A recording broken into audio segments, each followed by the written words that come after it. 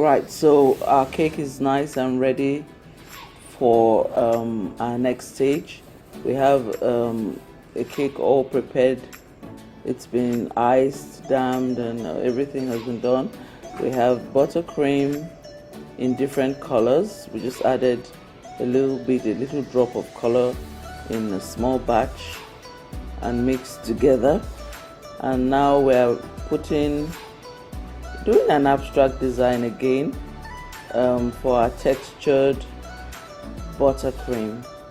We're just splashing on some color with a spatula, a small spatula. Just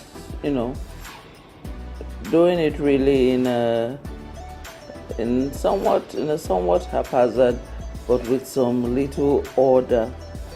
So I'm going to concentrate on one side of the cake for this textured design. So just get patches of different colors with your icing, with your different colored icing. If you want it in a particular direction, then direct it there. If you want it straight, make it straight. But what you want to do is just to achieve a somewhat abstract look. In this particular buttercream, we're not going to smoothen it. In this particular textured buttercream, we're not going to smoothen it. In some others, in the one after this module that I'm going to show you, we will smoothen. But we just want it to look very abstract now. To avoid, if you only have one spatula you're using, you can wipe your spatula. I have a piece of tissue on the table where after I use one color and I want to change colors, I wipe it on the table, on the piece of tissue on the table. So you're just going to add your color. It doesn't need to be too smooth, but it should at least have some form of order. Remember, we're calling it textured buttercream. We have our perfectly iced cake, which is super smooth with sharp edges, but we're going on to make the sides a little rough. So our sides are going to be rough, but in an orderly pattern. So we are working for perfect imperfection. Usually you should plan your colors ahead of time. The buttercream on the cake is coffee. It's coffee colored and it's coffee flavored, and that's somewhat of somewhere between cream and beige in color. So we made the other patches of color in grades of brown. So we have dark brown, we have white as well. We have white, we have a milk chocolatey color, then we have a dark brown color, and we have our caramel. That's actually buttercream, and that's actually whipped cream. The caramel one is caramel whipped cream, but you can achieve that color with some yellow and a bit of brown.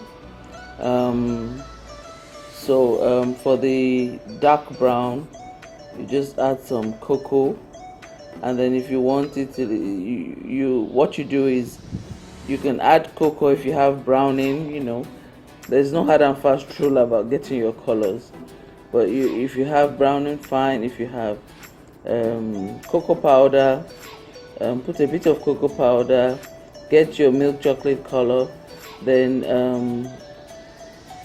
separate it, then add a lot of cocoa powder to get a deeper color, so you have different colors, shades of brown.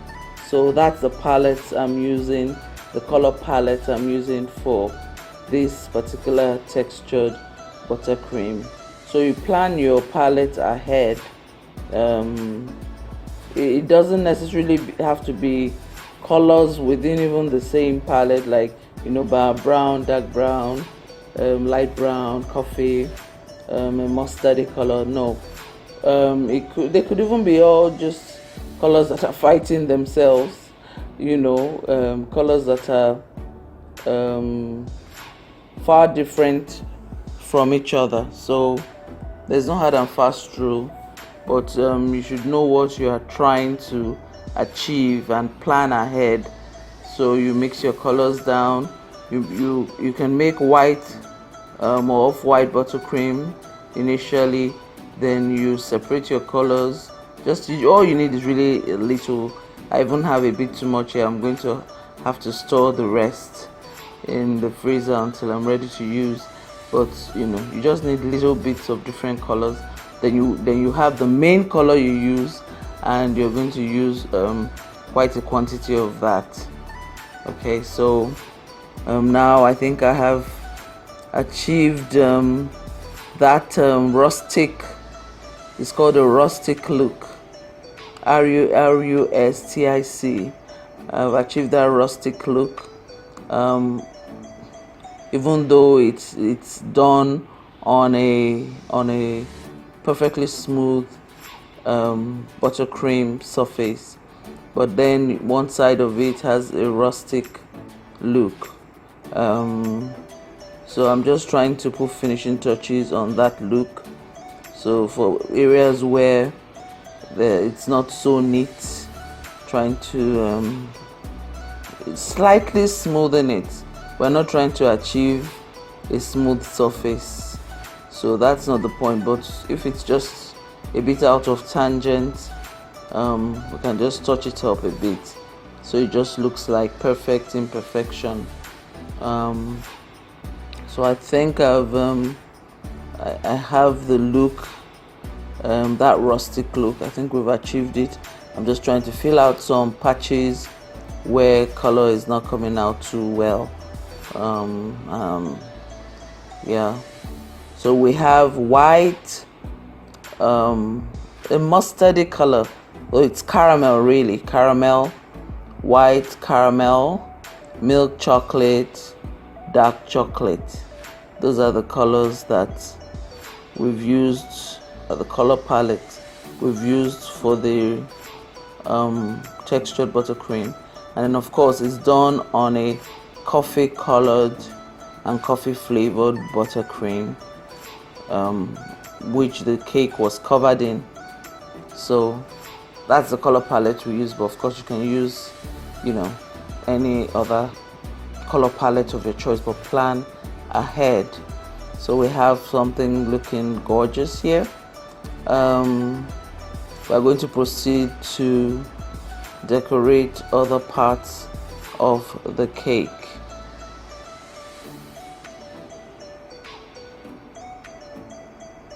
So now we're going to put around the edges, we have some caramel popcorn.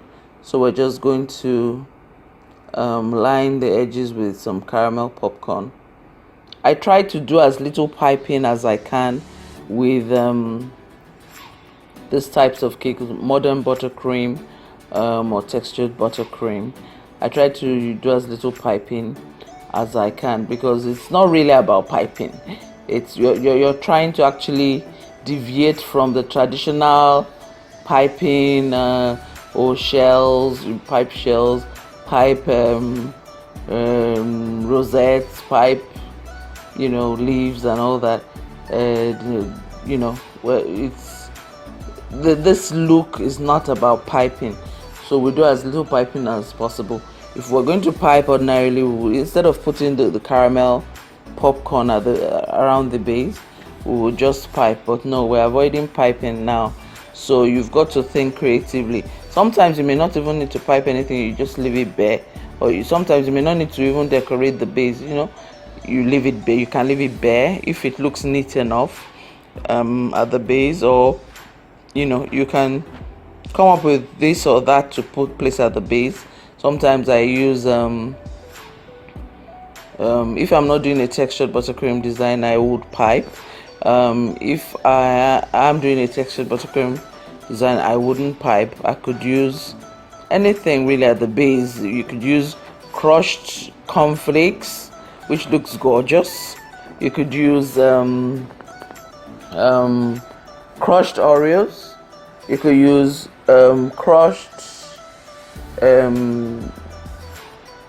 crushed wafers. You could use about anything. So I have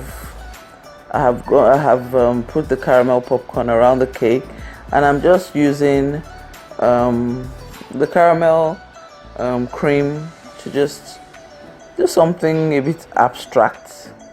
Just anything really. Just do something. Sometimes some of those paintings you buy, you just wonder, why am I paying so much for this painting? It looks like the artist just splashed color somehow, and it has a huge price tag on it. So that's what we're trying to do here.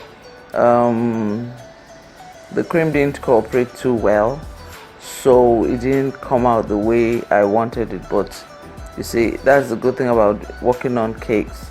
You find a way to cover up or to improve on anything you don't think is right. So I'm going to put some sprinkles on this, some chocolate sprinkles, just to make it a little bit more interesting, because the cream was sort of melting away for some reason, because the room is quite humid, so I didn't get the pattern I was trying to achieve with that color. But that's not a problem. At the end of the day, it will all look like a plan.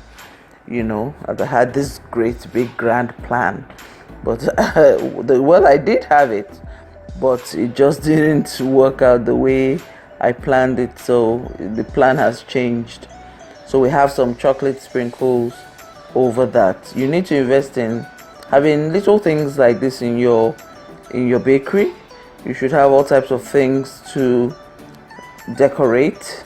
And when I say things, I mean things like sprinkles. You should always have some popcorn. You should always have some maybe some wafers, just little things, some biscuits, some cookies, some Oreos. Just make sure you have all those things to make your cake look gorgeous, and just to add that wow effect to your cakes. So we are going to go on to to finalizing the cake basically. So I'll do a little piping on top, and that piping is just to use the piping to support.